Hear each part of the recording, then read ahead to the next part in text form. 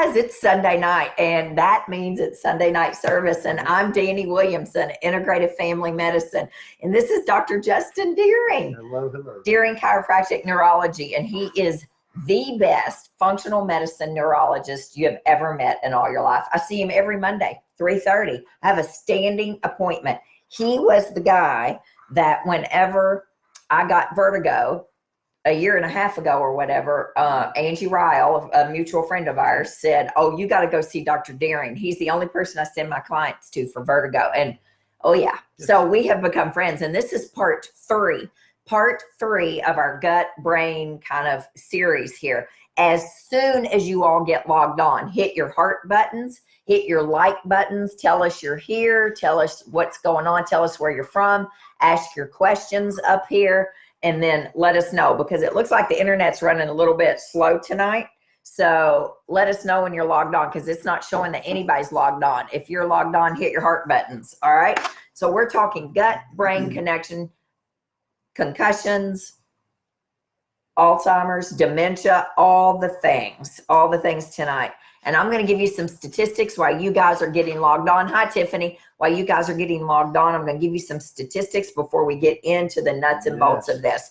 Put your questions up there, hit your heart buttons, and hit share. As soon as you come up, hit start a watch party or share, so you can share this with your tribe, because you're going to want to take notes tonight.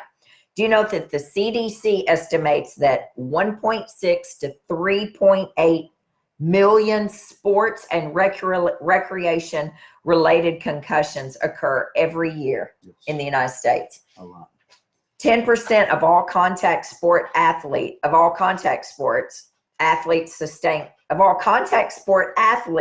sustain concussions yearly. Good Lord. Brain injuries cause more deaths than any other sports injury. Did you know that? The big brain injuries are the ones that leave you obviously more likely for infections and those things, and can result in death. But most of the time they're small things that have big consequences. That's right. Yeah. Did you know that in football, brain injuries account for 65 to 95% of all fatalities? Yeah. The brain. 35% of young athletes will hit their head hard enough to get a concussion. I mean, that's huge for our mental health and the future of this generation. And 35. They'll have multiple concussions in many cases. You bet they will. That's what I was going to talk about. That I think if you have one, that's right. If you have one concussion, you are 4 to 6 times more likely to sustain a second concussion. And that's an important point. We want to know why is that, and what can we do to reduce the risk of further concussion. And you're going to talk about that tonight, right? Mm-hmm. Teenage girls are one of the highest risks for concussions. They are. Soccer injuries. Yes. To the head. Hormones and smaller spinal vertebrae in the neck is the reason for that. Isn't that unbelievable? Every number one concussion, soccer girls. Every 66 seconds, someone is diagnosed with dementia. This is in the United States. By the year 2050, every 33 seconds, someone will be diagnosed. We have approximately 500,000 new cases of Alzheimer's disease every year, and my mom is one of them. It's an alarming statistic, and it's something we need a public service announcement or something. That's exactly right. About this. Did you know that the head is involved in more baseball injuries than any other body part? I didn't know that. Almost half of all the injuries involved a child's face, head, mouth, or eyes. And I guess that's right. Yeah. I mean, that would make sense, I suppose. Still the best sport. Baseball. Yeah, you played college baseball. Did you play high school baseball? I played some high school baseball. I just love the game. Okay, get this. Up to 86% of athletes that suffer a concussion will experience post-traumatic migraine or some other type of headache pain. Yes. You believe that? I see it every day. Folks who've had headaches and migraines for 15 years, 40 years, 5 years, whatever they have, we'll try to trace it back, and more often than not, it comes from around a time period where they had a big head injury or neck injury, and they kind of pinpoint it and say, yes, it started then when I hit my head. Now Isn't that something? Yeah. Wow. 1.5 million Americans suffer from traumatic brain injuries. A traumatic brain injury occurs every 15 seconds. What? It's happening A lot. It's the #1 cause of death in children and young adults. We already said that. 1 in 20 will get the facts that they need, though fewer than 1 in 20 will get the facts that they need about their concussion or traumatic brain injury. So, tonight we're going to be talking about the brain, the body balance, to balance the gut, to heal the brain, and all those things, and what we can do to prevent it, and answer questions for parents who, should their kids be playing sports? Right. Yes, I think they should. I would say you should absolutely have your children playing sports if that's a question on anybody's mind. But we need to mitigate risk, and we need to understand, how and when to send them back if they do happen to get a concussion.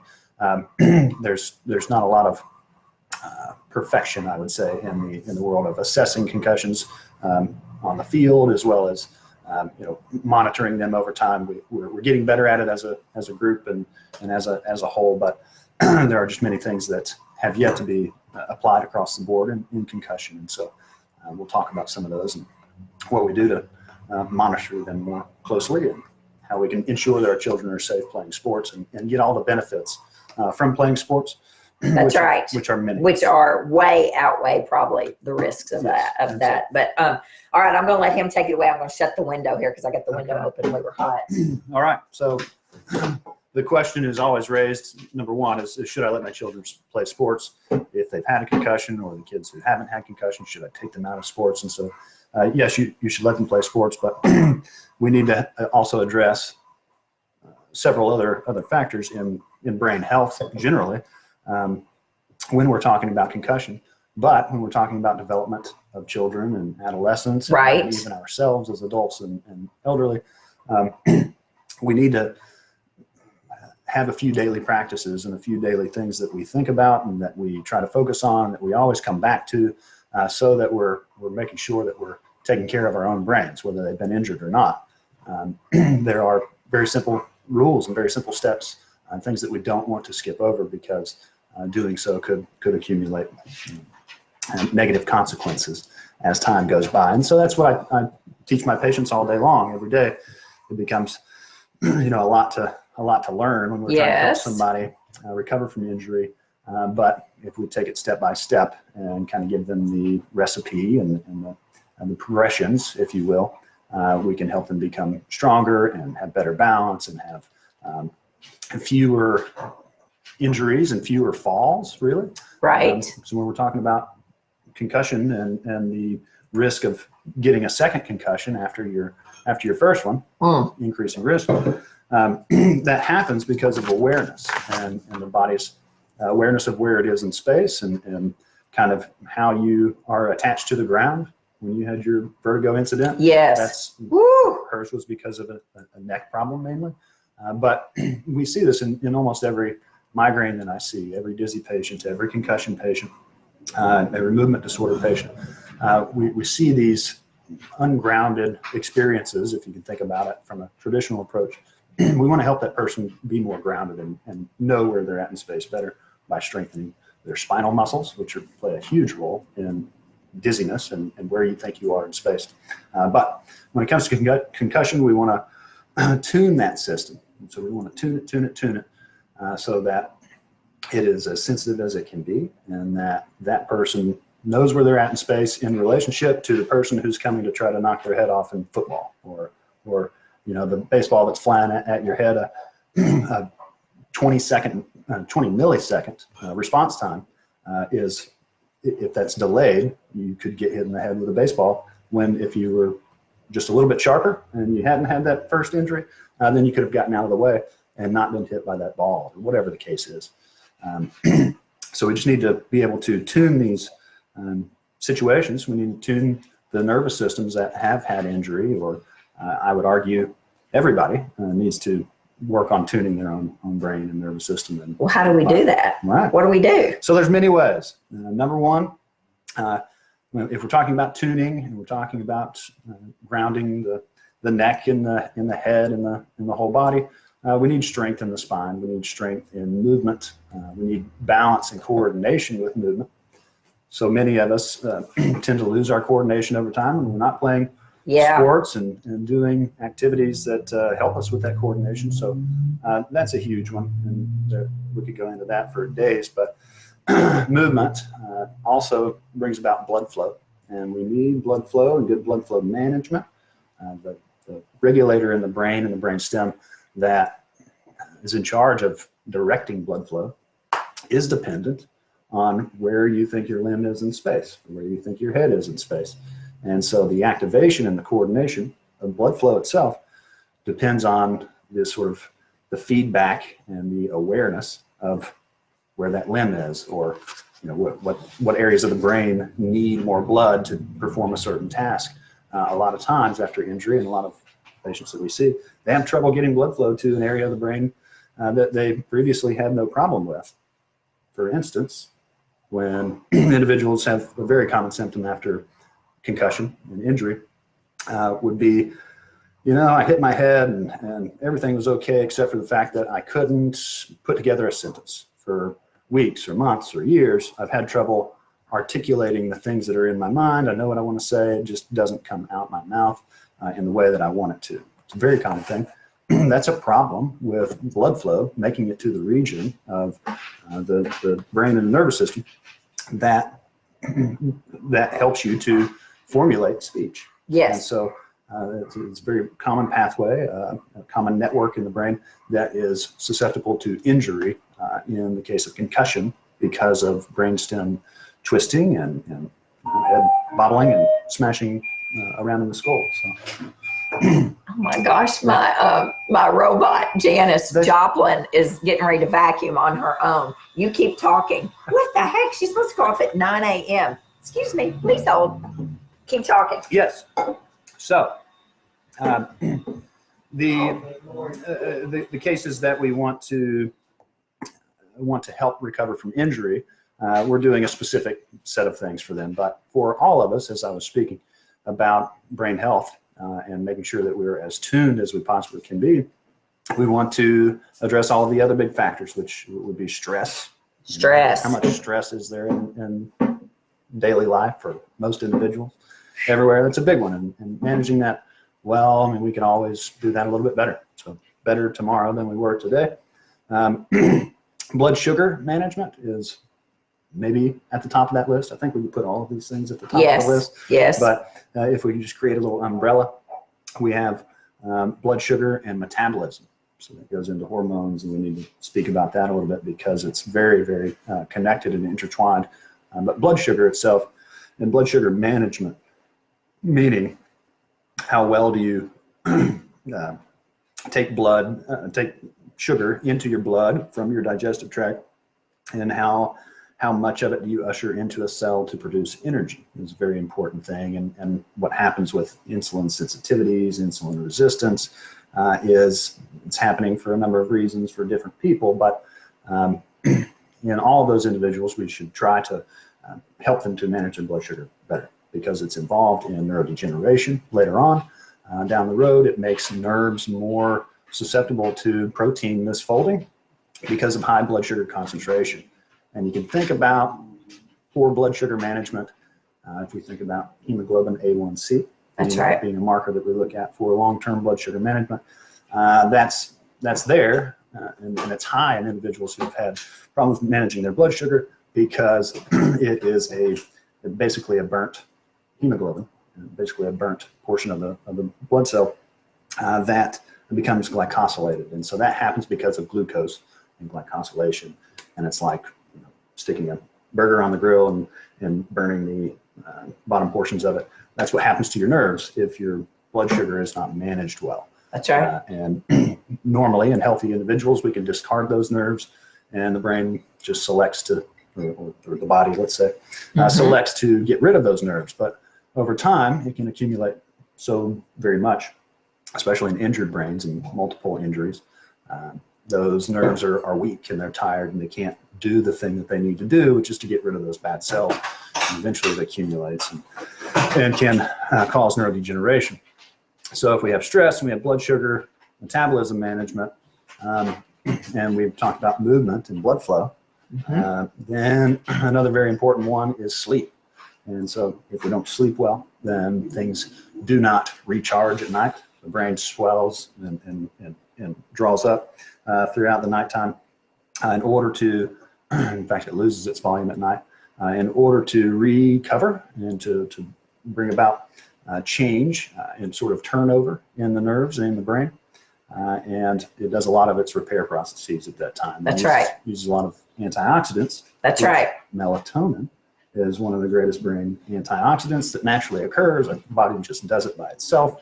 It's a beautiful thing. But You bet. melatonin comes from the pituitary gland, Mm-hmm. which is part of the HPA axis. And so the hypothalamus is the H and HPA axis, and it activates the pituitary gland, and the adrenal gland is at the bottom of that axis. The adrenal gland is involved in stress response and blood sugar management and steroids and loads of things. That's right. And the body doesn't know the difference, people, between good and bad stress. So your body can't assimilate between, this is a bad stressor, I got a concussion, this is a good stressor, I'm getting married. Or it could be a bad stressor if you get married, I don't know, but or I'm getting divorced. That's a good thing. The body doesn't know the difference between good and bad stress. Fascinating. It really So is. it reacts the same. So it's a stress response. I think we It's the talked stress about response. this last time. We did our fun little app with the heart rate variability measurement. I have another app. We can play with it later. But we can measure these autonomic responses by looking at things like pupillary constriction and dilation. It's a very fun research gadget that we've been using recently. But also heart rate variability. We're essentially measuring the stress response by the individual. What kind of capacity do they have? When they're in my office, I want to do a bunch of things for them. But how hard I can push them depends on what their stress response is and how strong that is. And if they have a nice, robust stress response, then we can do all sorts of therapy and, eye and head movements and a little bit of manual manipulation of the neck or the spine or acupuncture or a number of different treatments and modalities. But if that person is fragile and they don't have a good stress response, then I'm going to be very careful about how we sort of grade the progression of our treatment in the office. Right. But this is a very important area because the stress response system, the hypothalamus and the pituitary, are responsible for our hormones and our sleep regulation and its connection with cortisol. And cortisol is a stress response hormone. Yes. And if it's high all the time, then we get things like leaky gut. We get other metabolic syndromes like insulin resistance. So anyway, it's this continuum every single day. We need to try to focus on these things. If they're not great, we shouldn't freak out about it because it's just more stress. But we should try to work on making them better over time and learning more and just having better balance. Right. And then so we get to digestion and the sort of bioavailability of foods, your ability to absorb nutrients and use them, and to not have immune stress responses in the gut from your food and food sensitivities that we've spent a lot of time over the last years trying to really nail down and figure out and help people with. But if we take all of those things in this umbrella and we say that is what maintains proper brain health, it's a lot of stuff. Yeah. Yeah. So what happens? What do we do once we get a concussion, though? What happens? What do we do? Is our gut affected? So the gut, how does the brain mess up the gut? Right. So how does that happen? That's a very good question. So on one of the posts that I put up on my Facebook page and tagged you, hopefully appropriately. I think you did this afternoon. Yeah. Anyway, they're connected somehow. I don't know how you do that, but you can go look at it. You can look at the different sort of research things that I've just tried to highlight a few different pieces. And one of those states that they've measured in several different ways what is the permeability of the gut. We've all probably heard of leaky gut and whatever that is. Yes. The leaky gut symptoms and the things that are associated with leaky gut occur within 6 hours after injuring your brain. A leaky gut symptoms within 6 hours of a traumatic brain injury or a mild concussion, the gut starts to change within 6 hours. I didn't know that. Because there's not a direct link between the brain and the gut. I mean, the nerves are not changing right away. Yep. But they are certainly affected. But what happens is when we talk about the stress response system, we're talking about the autonomic nervous system. That's rest and digest versus fight or flight. Okay. And that's parasympathetic versus sympathetic nervous system. So when you hit your head and the brain has an area of injury, Okay. then the whole system responds with a big autonomic stress response. And so it releases lots of cortisol, which is sort of steroidal, and it goes to help promote inflammation for healing. Right? Okay. It's a good thing when it promotes inflammation for healing, but when it does it in such a strong way, after a brain injury, something's really wrong. The brain recognizes I've just been injured. We need to mobilize the resources. And so it releases loads of inflammatory cytokines and all kinds of other things. And in addition to a big boost of cortisol, adrenaline. Right? And it does that, and it affects every tissue in the body, every single tissue. And that stress response effect on the lining of the gut decreases the tight gap junctions and makes the scaffolding, these tight gap junctions in the gut and the digestive system are there so that you can kind of poke a little thing through and grab the calcium or magnesium or whatever and pull it back in. But if those tight gap junctions in the scaffolding loosen, then we've got loads of different proteins and big inflammatory things that can come into the blood, and we have this constant immune response there, and we get That's the leaky gut things that you all have heard about. Yes. And so how do you fix that Yes. after that's happened? So number one, after head injury, the across the board recommendation is to rest and decrease stimulation. Don't look at the phone. Don't turn on the bright lights. Don't eat sugary products. Don't eat junk food.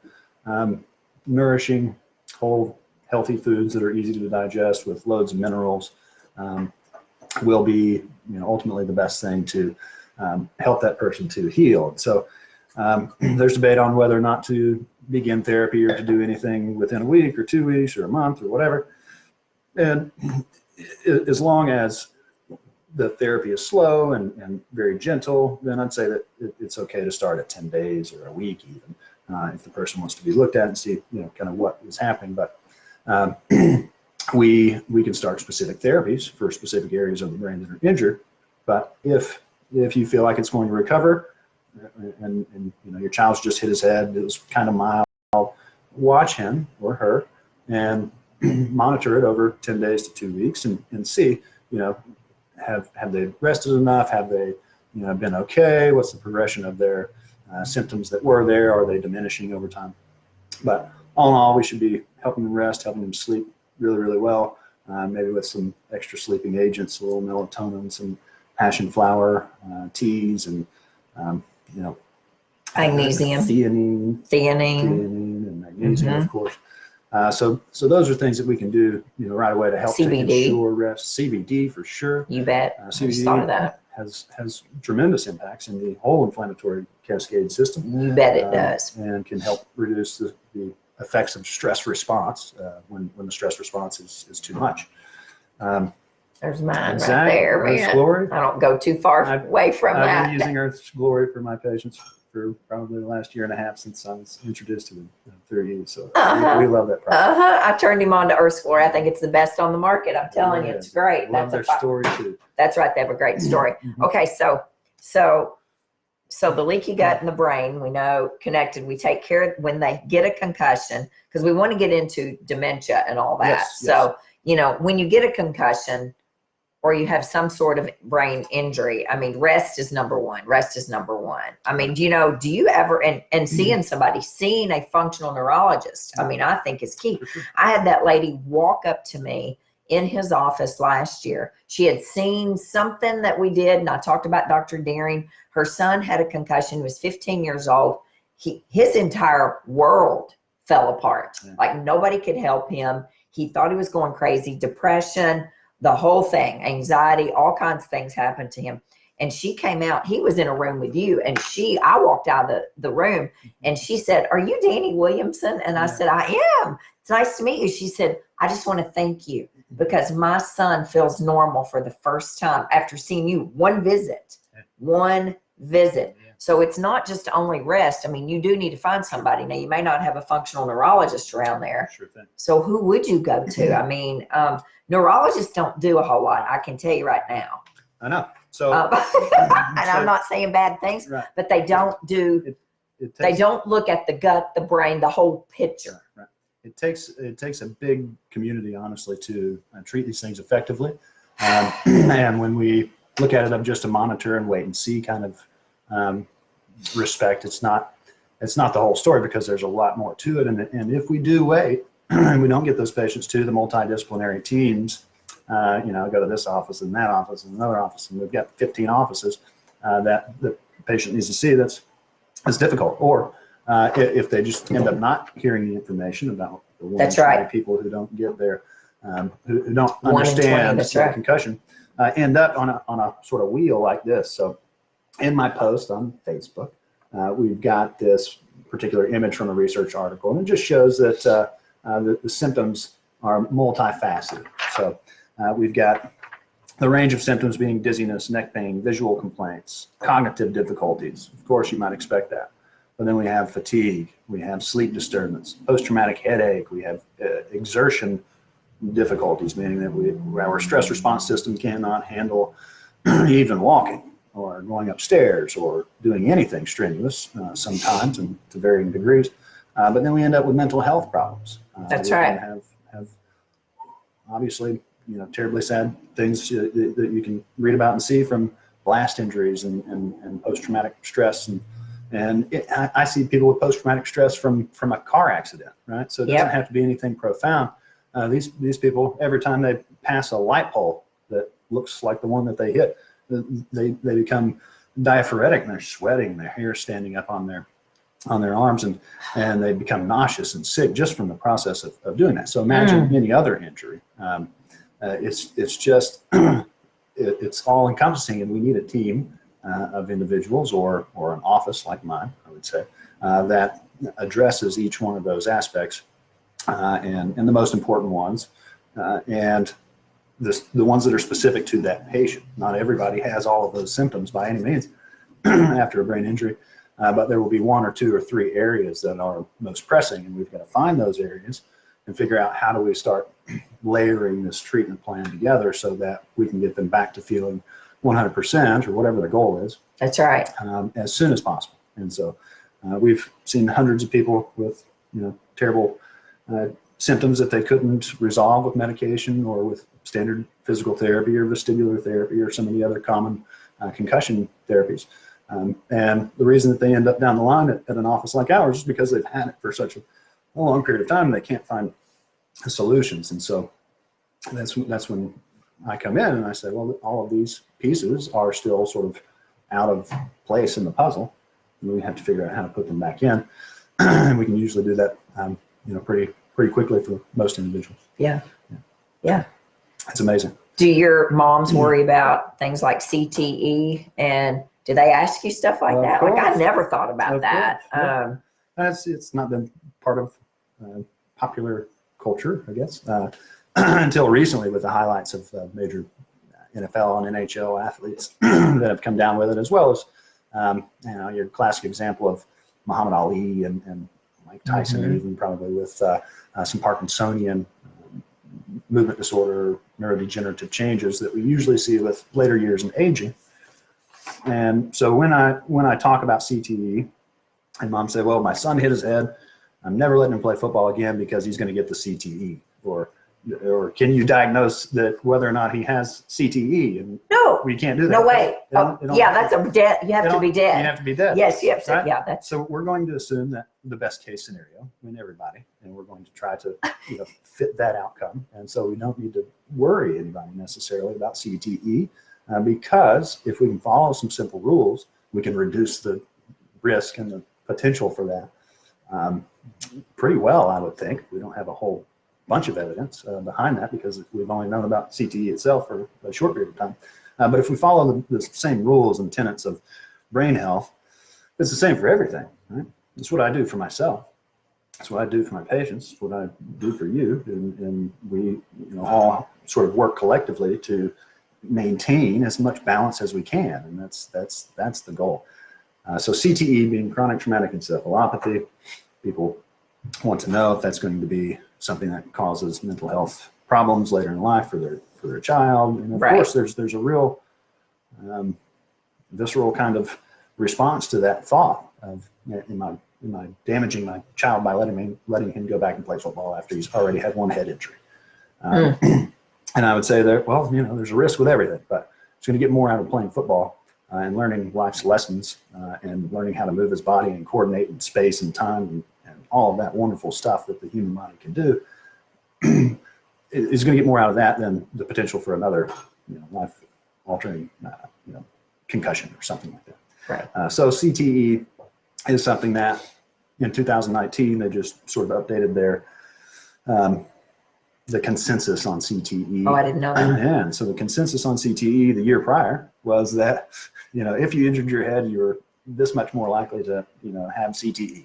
But then they came back the year later and they said, well, now that we've really looked into it really well, we found that folks who didn't have a bunch of head injuries and who weren't athletes also had just as much CTE as the ones who were athletes. But wow. They also didn't speak to the overall changes to brain and early neurodegenerative processes that aren't CTE. CTE is different from Alzheimer's or Parkinson's or dementia, and they're all slightly different.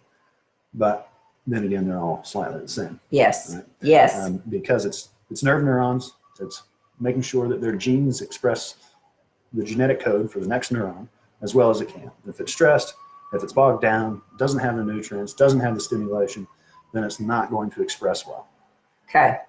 And so that's how that happens.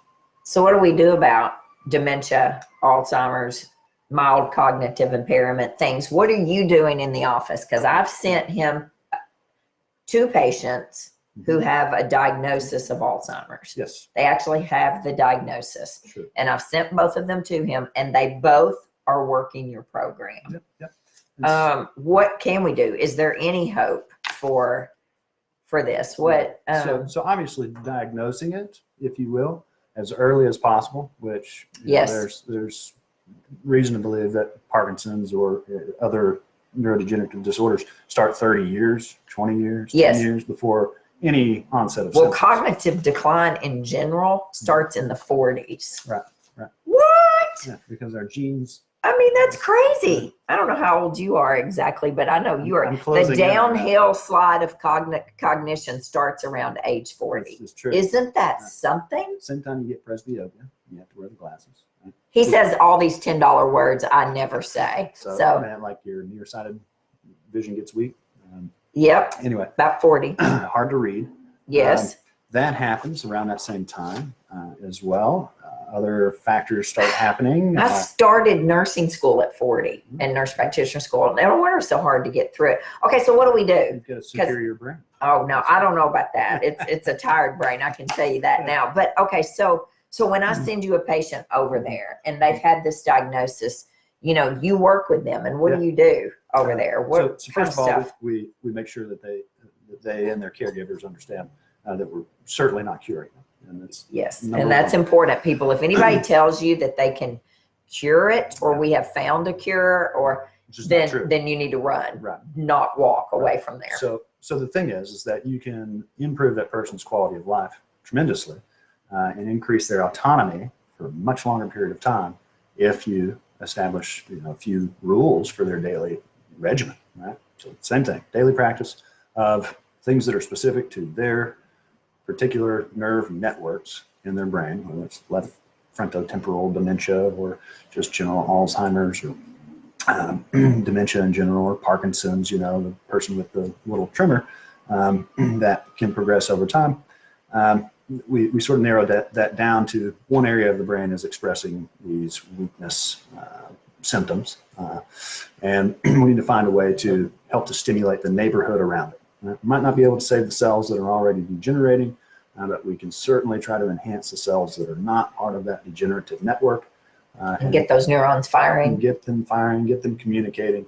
And we can often do that, but in that case, it's very, very hard work. The caregiver has to work hard, and the patient has to work hard. And we found some ways to make that successful long term in helping them, but we can't quantify necessarily how much it would have progressed, how fast it would have progressed had we not intervened. We don't know that. But right. If somebody asked me to help their mother or Father, we'll try to do that as best we can with keeping in mind the end result is not great. And it's specialized specifically to the patient, right? Your eye exercises, because I know mine were for me, and I'm sure there's some things that are all the same. I mean, but what you're doing with the male client that I've sent you versus the female, because one's a male, one's female. I'm sure there are different things that they are doing, and some probably the same. And we're talking eye movement exercises and cleaning up their diet, sleeping. Yes, all of those things. Each person, whether you have a degenerative process or not, we all have little areas of weakness in our nervous system because they're not developed fully from birth and adolescence and all of that, or we've had an injury, or we've just not used that area in a while. It is all encompassing when it comes to how one person's particular problem it shows up in their body, in their motor system. Right? So just like Parkinson's has a little tremor, almost everybody who's losing some capacities will end up rigid. Right? So we've seen the picture of the grandma on the walker, and it's what's happening to my mom now. See their rigidity. 1 year, 1 year time, she is shuffling now, and she has a walker now. And it is, I mean, those feet don't even come up. We did physical therapy, didn't do a thing. I did. I sent it physical therapy. I mean, I can't tell any difference. So another paper we have in there is 40-year-old individuals and the gait speeds and the gait quality and their ability to walk even at 40 years old is a predictor of long-term longevity. Yes. Age. Well, I shared an article on Facebook last year about walking fast. Your speed of walking determines longevity and things like that. There was this, and there were all kinds of comments about that. So I'm telling you, people, I have walked fast my entire life. I had a boyfriend for 6 years that it infuriated that man. I would get up out of the car and just go. I don't know what people wait around for. Personally, you pull in a parking lot, you get up, and you get into the store. And he would just it would make him so mad. He can't you even wait for me? I'm like, well, why don't you just speed up? Right. I mean, he's probably not going to be happy with this particular article. Well, anyway, he wasn't happy with me. Anyway, that whole thing went down. But anyway, movement so we just say huge. Rigidity, and we're all prone to rigidity. I've been called rigid. We are all moving towards a state of some sort of neurodegeneration if we live long enough. That's just human beings. That's our plight. And the folks who don't end up expressing those things, and they live to 104 and they just look great. And, cute little people. Yes. One, they have great genes, but they also probably had some traditional practices. They had a strong culture. They had a strong community. Community's key, guys. It's the 6th step to my 6 steps to healing. They took care of somebody a good chunk of their life. Yep. They walked a lot. They ate well. And for the most part, they slept. Except for the guy who survived on whiskey and cigars. Cigars. That's how he got to 107 years old.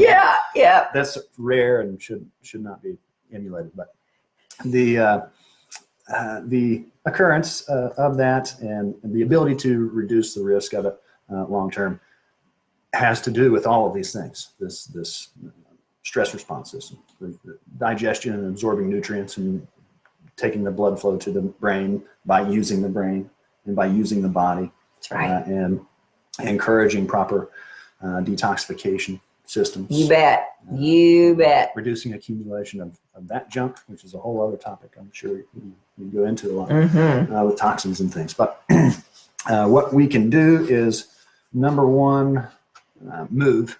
Never stop moving and try to make it as dance-like and coordinated as possible. Dancing. Yeah, the studies show ballroom dancing. It's specifically ballroom. Now, any movement's better than no movement. Ballroom dancing. As well. Yes, because of that. But also, you got to think, you can't just freestyle ballroom dancing like I would try to do. You have to think. You have to think. Plan. And so, guys, we have got to start ballroom dancing. I want to take classes so bad, and I don't have anybody take classes with me. And so if anybody wants to be my dance partner, raise your hand. I don't know that it has to be a guy. I mean, I'm assuming when you get into competition, yeah. But anyway, ballroom dancing, big deal for cognition, right? It sure is. Okay. Big one. What else? Also, martial arts for children. Oh, yeah. Well, Derek Myers, phenomenal. that's his thing. And Griff, his little boy, is in martial arts. I mean, from teeny tiny. Oh, man. I can't tell you. I never took martial arts. How many children, obviously a sensitive subject with ADD and ADHD, those are brains that are having a difficult time developing particular areas, particularly attention and memory and all of that. So they search for stimulation, and they're always tugging at their shirt and moving and doing and video games and cell phones and all of that stuff.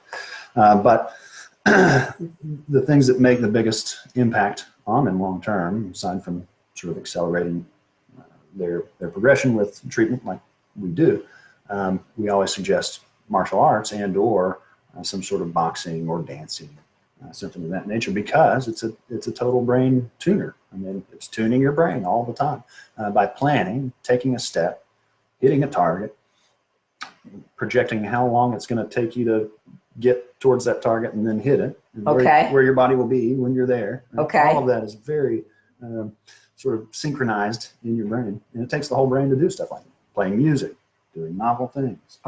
All of that. Learning to play the ukulele. Yeah. So if you Allie's dad. If you used to play piano. 88. Yeah. Playing the ukulele now. Just got a ukulele. That's great. Just retired. He failed retirement at 86. Wow. No, at 83 or something, whatever. I don't know. He retired at 80 something. Failed retirement. He went back into retirement. Went back into practice as an orthodontist. Retired at 86 and now is learning to play the ukulele. Sharp as a tack. Has traveled the world. Reads everything. Yeah. Got to stay active. I would say that my grandmother's 89 and just turned 89 a few days ago, really 5 days ago, and she is sharp as a tack for sure. Wow. And I've watched her over time. It's partly been a huge motivator for me in this area of practice, because why does she get to eat peanut butter and crackers? And I can't. I love peanut butter. Why does she get to eat peanut butter and crackers, and she stays perfectly healthy until she's 89, and looks like she's going to continue going for 10 more years, 15 more years. Yes. It's because she's social, very, very social. You bet. In church. It's key. And she always takes care of people, no matter what. Even if you say, no, you don't want a second helping, you're going to get asked a second time and a third time probably. But anyway, this ability to stay active and be social and to eat well and sleep well and move is the biggest factor. Doing novel things, I guess, was the reason I was about to talk about my grandmother. When she was somewhere in her 70s, her daughters bought her a painting class package, and so she went and started painting oil paintings at this class, and she just kept doing it for years and years and years. And everybody in our family has a number of these oil paintings, and I've got a few hanging around my office. And people say, "Oh, did you paint that?" And I say, "Absolutely not. I haven't tried to paint in years." That was my grandmother. She was 80 when she painted that, and they're just stunned, to say that is a phenomenal painting. And that, your 80-year-old grandmother did. So. Well, I've got a new friend of mine who's 99. She just turned 99, and she's a new friend. Nice. My friend Kim is helping take care of her, although she really doesn't need anybody to take care of her. She's 99 years old. Ella and I went and spent an hour with Ruth the other day up in Grand Rivers, Kentucky.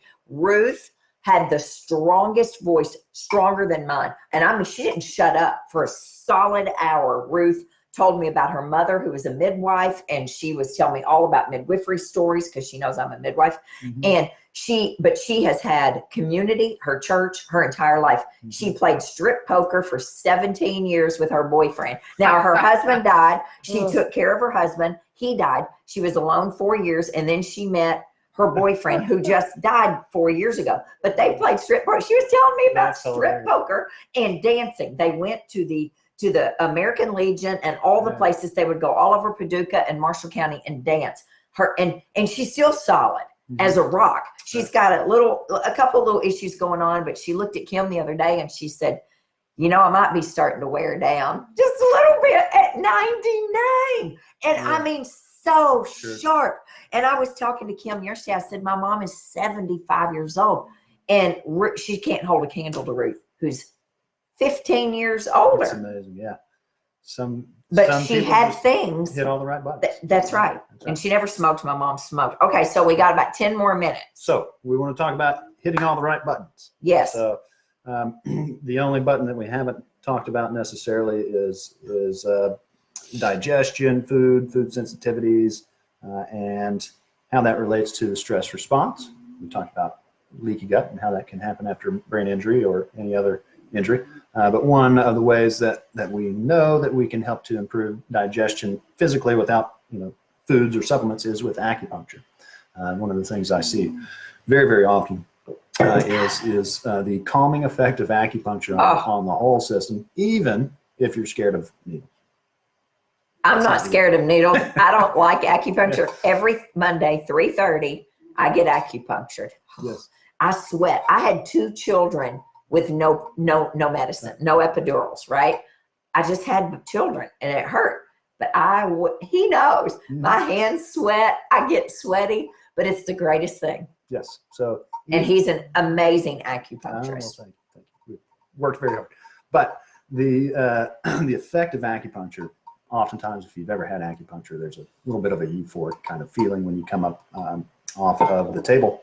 And part of that's, you've been laying down and kind of resting for a minute. But the acupuncture itself helps to sort of regulate the spinal cord by the little teeny tiny chemical messages that it's sending through the nerves from the tissue that you poked. You poke a tissue here and it makes its way up the spinal cord. And the columns that it activates in the spinal cord go straight to the brainstem. And the brainstem is where we have this hypothalamus at the very tip top. And the hypothalamus and its pituitary axis and the adrenal stress response sympathetic system.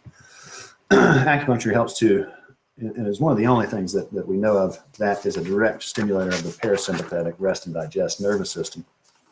And so Wow. when you're getting acupuncture, you have that little euphoric feeling or not.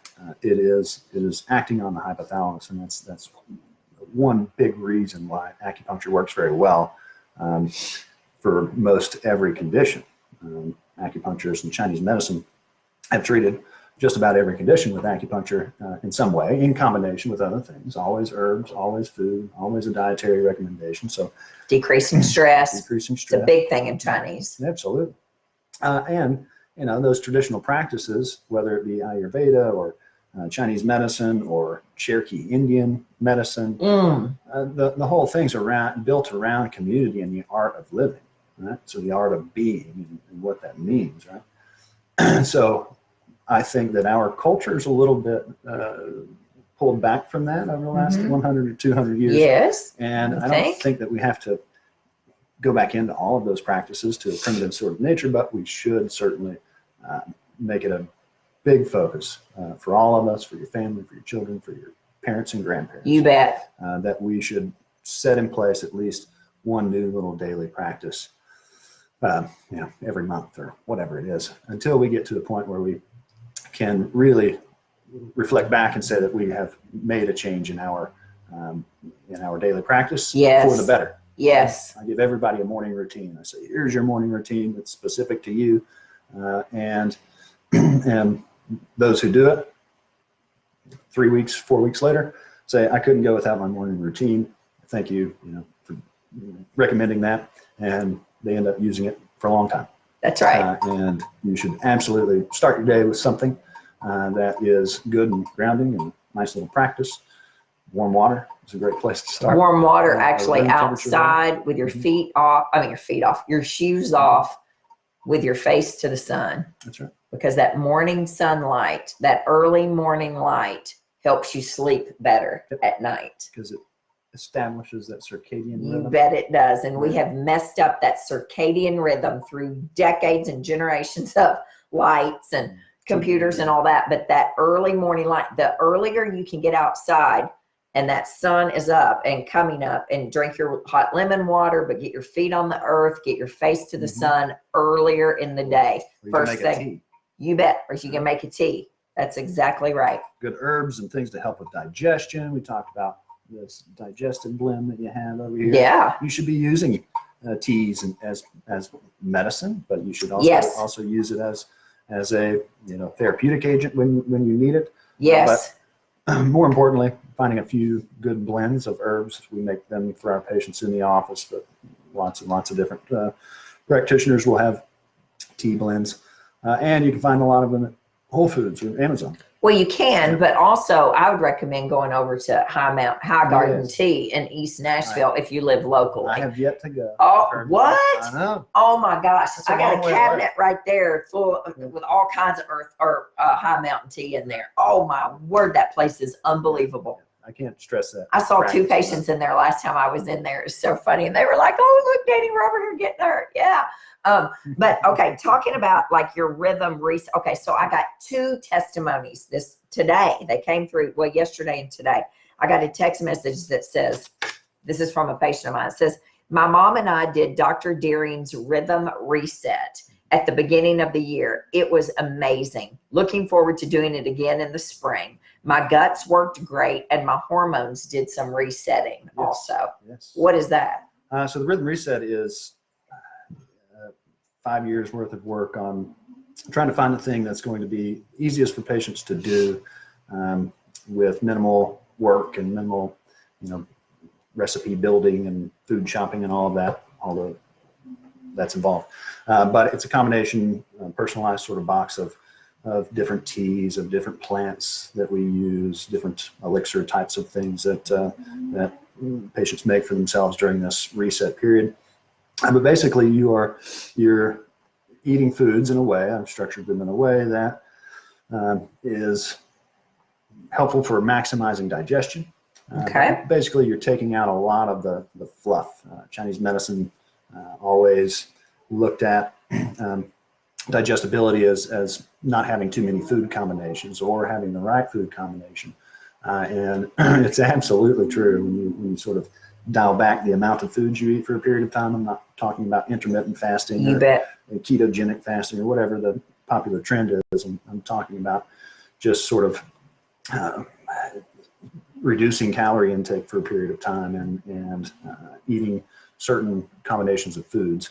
So anyway, it's a food combination, lots of different teas specific to the individual.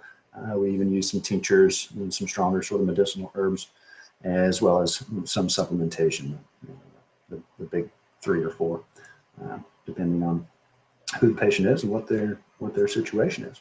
But most people respond really, really well and surprisingly, given the amount of food that you eat and all the things you have to drink and all that. You can do it in 9 days. It's a 9-day protocol, and it creates an immediate switch. We recommend everybody to do it quarterly. And you don't need my stuff to do it quarterly. You can basically follow a few rules and help reset your system every quarter. And with the seasons is even better, right? So You bet. spring's coming. My patients, many of them do detox 4 times a year. Absolutely. Yeah. Yeah. And then I got another text message that says, my mom is loving Dr. Dearing. Thank you so much for referring us to him. That's one of the Alzheimer's patients that I sent over there. So yeah, that came through Facebook today. But prevention is key. Prevention is key. Now, I guess sometimes a concussion is not preventable, right? You could have a car wreck. I mean, these don't have to be sports injuries. This could be anything. Could fall off a horse, right? All concussions are accidents. I mean, that's stupid to think. Yeah, I mean, they're all an accident, right? Didn't mean to happen. Long-term effects from that. That's right. So the key is once you get the concussion, I mean, you can do things to prevent concussion, to help lower your risk of a concussion. I would also say that in concussions, in brain injuries, that the state of the brain prior to the injury is a major predictor on how that person's going to I'm going to hit my heart button on that one. There we go. Yes, the state of the brain before. Because I'm going to tell you something right now. I don't know about prior to a concussion, because that's, sometimes unpreventable. But I can tell you right now, dementia and Alzheimer's is a disease of prevention. Because if you get it, man, it's like herding cats trying to get all that back in there and trying to figure that out and trying to untangle literally that brain, what's going on in there. Yeah. This is a disease of prevention by eating a Mediterranean lifestyle. That's really the bulk of, that's the way you should eat. Huge. A Mediterranean lifestyle, sleeping well, moving well, pooping well, decreasing stress, cultivating community, the 6 things I talk all the time. It's key. Just because my mom has Alzheimer's, just because my grandmother had Alzheimer's, doesn't mean I have to.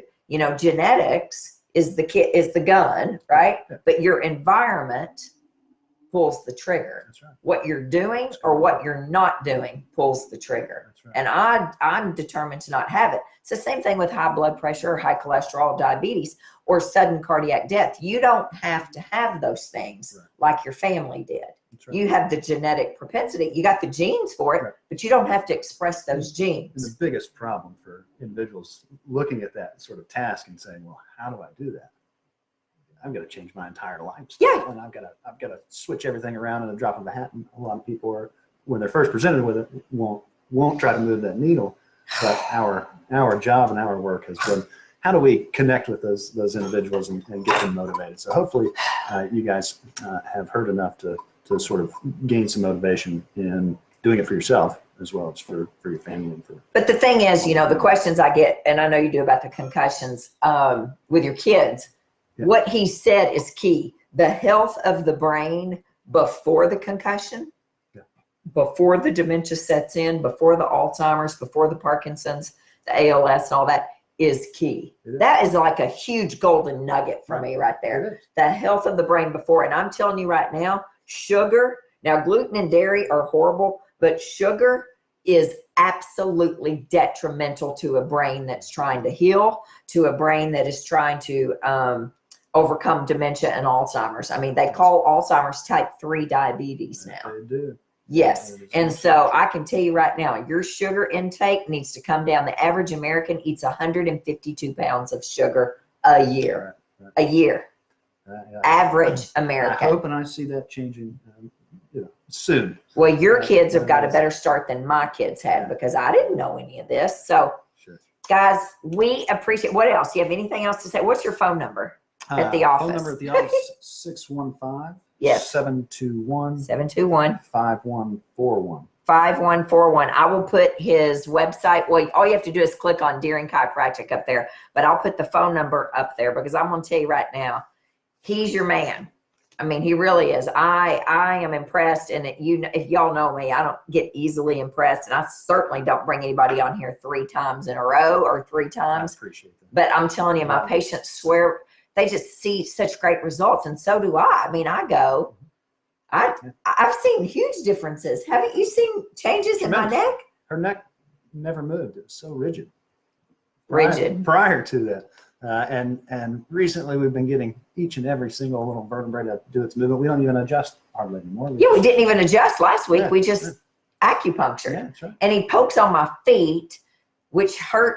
It's weird. It hurts I don't in a know. good way. It hurts in a good way. And I'm like, oh gosh, what does that got to do with my neck? And he goes, everything. It has everything to do with your neck.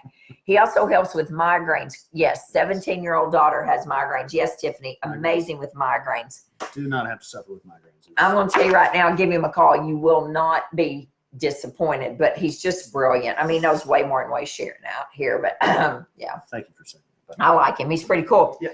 Next week, I'll be in New York City for the Integrative Healthcare Symposium. I'll be at the office Monday, but then I'm gone. That's the biggest show of the year. I'll be doing Facebook Lives. My hair is going crazy. I don't know what's going on here. I'll be doing lots of Facebook Lives from New York City because it is Dr. Perlmutter is speaking. Dr. Mark Hyman's a keynote speaker. I mean, Dr. Jeffrey Bland. I mean, they're all there. Dr. Nigel Plummer, I love him. He's great.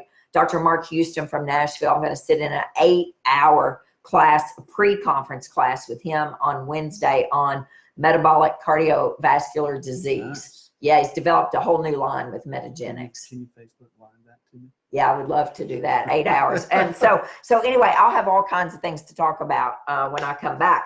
March the 1st, the Sunday night service, March the 1st. I don't know that I'll be here next week or not. Is Haley Hurd, who owns Maximize Genetics. All right, Max Gen. They're the genetic testing that we do in the office. She is brilliant. She's going to be talking about genetics and epigenetics and all their testing that they do, which is a 30-second mouth swab that does not get sold to the federal government. Ooh. Everything gets burned and done. And yeah, if you don't keep your code, they can't find your test. Don't ask me how I know that firsthand. Keep up with your code. Okay.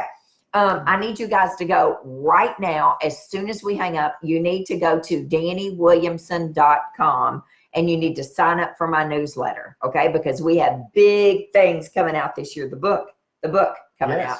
And I need you on the newsletter list because we're sending out great newsletters, and we'll send a little replay of this as well. But I need you guys to go to DaniWilliamson.com, scroll down, sign up for the newsletter. All right. And then, yes, we have a book coming out. And if you all have any, and the book is so good so far, we have 5 chapters finished. It's really good. The first part digs deep into my life and my history. It tells you why I do what I do, my family history, how you don't have to be your past, you know, all the things I've shared with y'all before about adverse childhood experiences and, you know, things that I grew up with and just some rough subjects. And it starts with that. And then it gets into my 6 steps of healing. And then we talk a lot about autoimmune disease, but it's a big book. So when that comes out, we're going to need tons and tons of places to sell it. Anybody who has any media contacts, and I'm talking, we're starting at the top, Dr. Oz, the doctors, Oprah's book club, right? Rachel Ray, cooking, all the things, everything, Gwyneth Paltrow, social media people. If you have any contacts at all out there in that world, bookstore world, whatever, anywhere, TV, Channel 4 here, I need you to send an email to Megan, MEGAN, at DaniWilliamson.com. Megan at DaniWilliamson.com. We are compiling a huge list of contacts of who to reach out to when this book gets ready to come out with a press release. And because we are going to be her first New York Times female bestseller. She's written New York Times bestsellers, but I'm telling you, it's going to be a great book. But it can't be a New York Times bestseller without you guys. Right? Absolutely. So we need every contact known to man, whether it's I'm going on Channel 4 and talking in the morning to Oprah reaches out. And guess what? It's her favorite book for her book club. Oh, yeah. Yeah, let's make that happen. Oh, yeah, let's do it. So I need it. Megan at DaniWilliamson.com. All right, guys, we appreciate you all. And we're going to put a poll up here actually this week on topics you want for Sunday night service. Okay? But we love you. Have a fabulous week. Protect your brain. You get one brain, right? That's right. Protect it. Drink lots of water. Eat well. Have community. Community is key, don't you think? It is absolutely key. It's something that we need to figure out how to cultivate more. Well, it starts with you. It starts with each and every one of you picking up this phone, not texting, but calling your friends, saying, you know what? Looking at your calendar, March the 8th, I don't know what day that is, but March the 8th, I'm having a girls' night at my house, or I'm having a guys' night at my house, and we're just going to bring food, and we're just going to play games, and we're just going to catch up. That's where it starts. That's right.